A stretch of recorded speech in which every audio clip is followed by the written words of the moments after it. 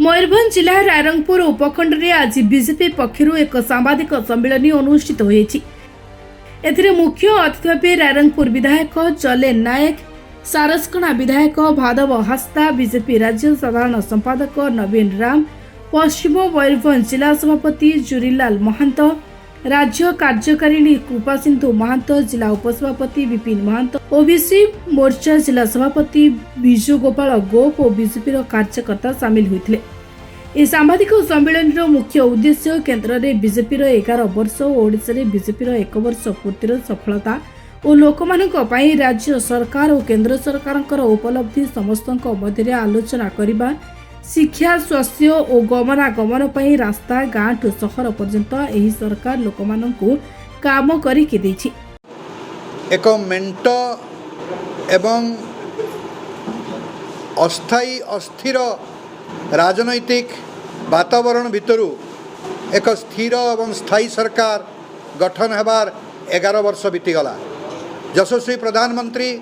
नरेंद्र मोदी नेतृत्व में देश निजर वर्तमान एवं निजर भविष्यत को खोजी पाइबा आरंभ कला। ठीक सेहीपरि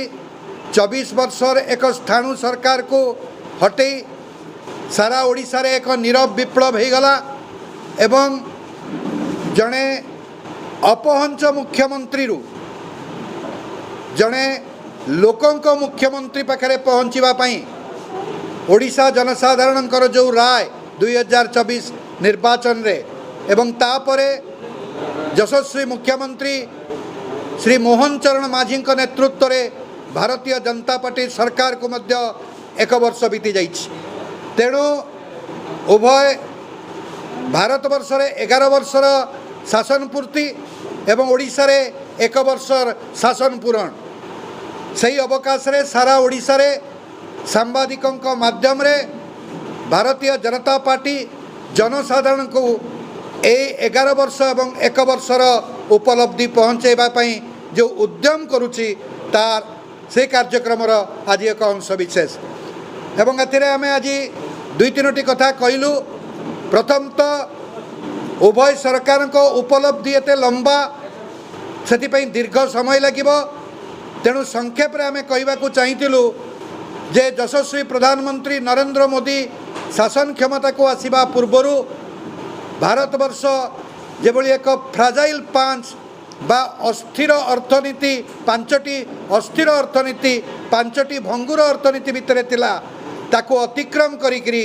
आज विश्वर चतुर्थ बृहत्तम अर्थनीति रे परिणत होइछि।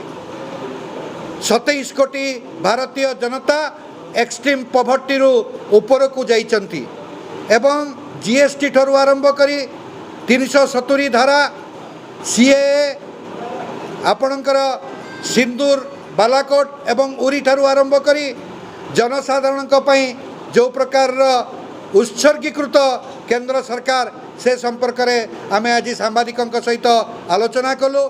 ठीक सेहीपरि मुख्यमंत्री हेबार 1 वर्ष भितर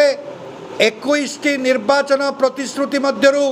गोटे वर्ष रे 11टी पूरण करिबारे जेभली मुख्यमंत्री श्रीयुक्त मोहन चरण माझी सफल होइचंती ताकु मध्य आमे आलोचना कलु।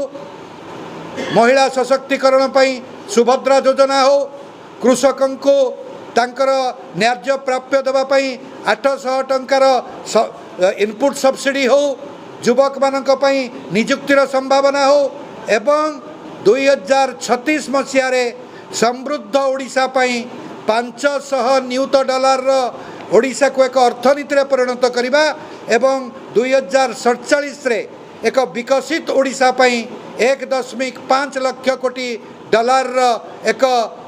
अर्थनीति रे परिणत करिबा पई जो विजन डॉक्यूमेंट तैयारी चलछि से संक्रांत मध्य आलोचना कलु। मुख्यमंत्री जो प्रकार जनशुणाणी होछि एवं सेथिरे जो 86% आज अभियोगर समाधान हो पारी से संक्रांत मध्य आलोचना कलु एवं ओडिशा को 2047 सुद्धा भारतवर्षर 5म बृहत्तम अर्थनीति परिणत करने मुख्यमंत्री जो संकल्प से संक्रांत गणमाध्यम माध्यम आम जनसाधारण निकट में ए वार्ता पहुँचलु। मयूरभंज रायरंगपुर रो संतोष कुमार अग्रवाल का रिपोर्ट निरपेक्ष।